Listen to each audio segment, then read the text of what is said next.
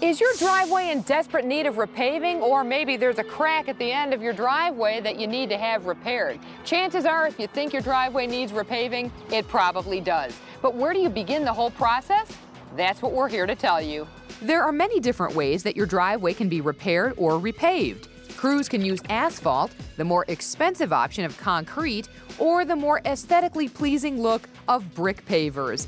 The first thing you have to do, though, is call the professionals. So we're here with Jeff Shea from F&J Paving. And Jeff, once I make the decision, all right, I have to repave my driveway, what do I do? You want to get on the phone and call your local contractor and have them come out and give you a site survey and an estimate on the project. We'll measure up the driveway. Once the existing surface is removed and you get down the grade where you want to be, we add stone, compact the stone, and you go from there. The deconstruction process uses a lot of manpower, including pickaxes, hammers, steamrollers, and other heavy equipment to chip away at the concrete piece by piece and section by section.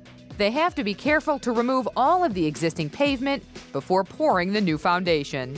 So right now we're kind of standing in the middle of phase 1 and phase 2. You already deconstructed this driveway. You're about to do the asphalt pour. Kind of walk me through that. What we're going to do is we have our trucks deliver the hot asphalt from the plants. They pull into the site and we dump it into a spreader box, they call it, and we start laying the product. The asphalt is carefully laid out as a new driveway as crews work quickly to make sure it's spread out smoothly and evenly. The sides are pounded into perfection, making sure to take into account proper drainage.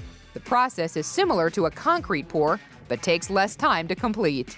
Asphalt's a bituminous product, and the concrete is, of course, a stone and sand mixed product. The thicknesses and the preparation for the job are totally different. Concrete's a hard product. It tends to crack under pressure, weather conditions, and spoils with salt and winter products put on it. Asphalt can crack as well, but it's more durable to the elements. It's up to you what product you decide to use when repaving, but check with your local village or municipality to make sure if one is preferred over the other. The reason we decided to replace the driveway, it was 20 years old, looking bad, had cracks, had one good-sized hole in it, didn't drain well, and just didn't look good. I asked the guy who came out who did the estimate and the measuring, I asked him, what is the difference these days between asphalt and concrete?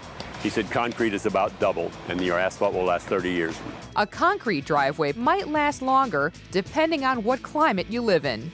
Then there's the question of whether you need to repave your entire driveway or just repair a few cracks in the pavement. When it gets to the point where you can't use a crack filler or sealer anymore, we call it alligatoring.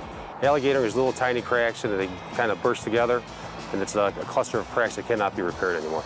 It takes about a half day for an asphalt pour, a day or two for a concrete pour. Asphalt takes a day to settle and several more before you can park your car on it again. Concrete takes a little longer to settle and cement. Now, if you want a more beautiful option and have a little extra money to spend, brick pavers are a more high-end choice. People select pavers over the concrete or blacktop, first of all, because of the beauty of the pavers. There's so many patterns, so many shapes that you can choose from. How do they withstand the elements? The snow, of course, you have to be worried about the salt. There's a special salt that you can use that is not going to do anything to the pavers. And I would say snow blower is going to be safer than a regular plow. You can apply a sealer coat that is going to make the brick look nice and shiny. It's going to prevent weeds from coming from between the joints. And a good option also is to do a polymeric sand between the joints. That's going to also prevent the weeds from growing up and seal everything together. The deconstruction process is similar for pavers, but this sort of delicate job might take some more time. The most important thing is the base. The base needs to be strong. So for the driveway, we go 12, 15, 18 inches of gravel base. We compact it with the heavy-duty 6-ton roller. We put a little bit of sand, and then we are putting pavers down. The sky's the limit when it comes to patterns, shapes, sizes, and colors of your brick pavers. Some homeowners even opt for custom-made patterns. So remember, you use your driveway every single day. So when you make the decision to repair it or repave it, see what your needs are and your budget. For more information, visit our website, HowSmartsTV.com.